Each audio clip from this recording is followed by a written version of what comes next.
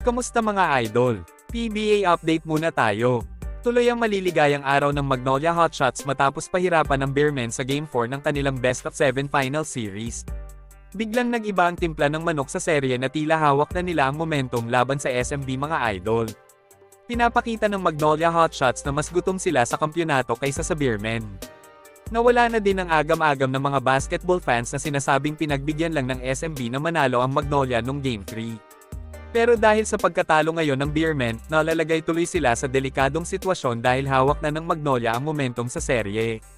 Naging mainit ang pag-uumpisa ng Hotshots kung saan nakalamang sila sa SMB ng 8 puntos sa pagtatapos ng first quarter. Sobrang agresibo ang naging panimula ng Magnolia import na si Tyler Bay na nagtapos sa laban na may 26 points at 12 rebounds. Medyo dismayado din siguro si Bay dahil hindi niya nakuha ang Best Import of the Conference Award mga idol. Halos pinahirapan naman ni Tyler Bay ang SMB import na si Benny Boatwright na tila na sorpresa naman sa kakaibang depensa na binibigay sa kanya ng Magnolia. Nakadikit naman ang SMB sa Hotshots pagdating ng second quarter hanggang kalagitnaan ng fourth quarter mga idol. Pero pagkalipas ng huling 7 minuto ng laro, hindi na sila nakasabay pa sa enerhiya na binuhos ng Hotshots. Nawala din sa focus ang SMB sa simula ng laro dahil sa maagang foul trouble ni CJ Perez.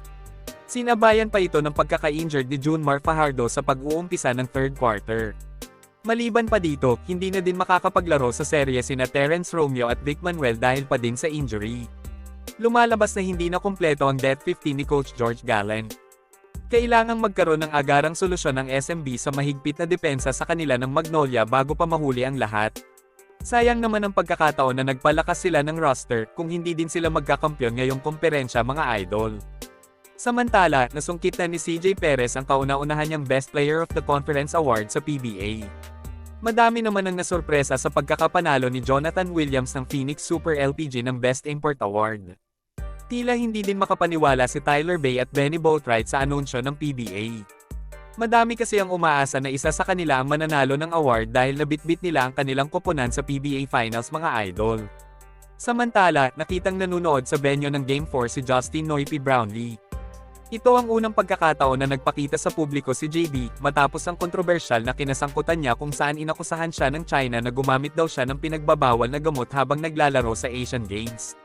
Nasuspinde si Brownlee ng 3 buwan kaya naman hindi din siya nakapaglaro bilang import ng Barangay Ginebra sa Commissioner's Cup. Hanggang dito na lang muna mga idol. Maraming salamat sa panonood.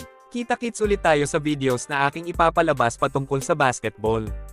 Kung bago ka pa lang sa channel ko, please consider to subscribe at huwag kalimutan pindutin ang like at notification bell button para updated ka sa videos na aking ipapalabas.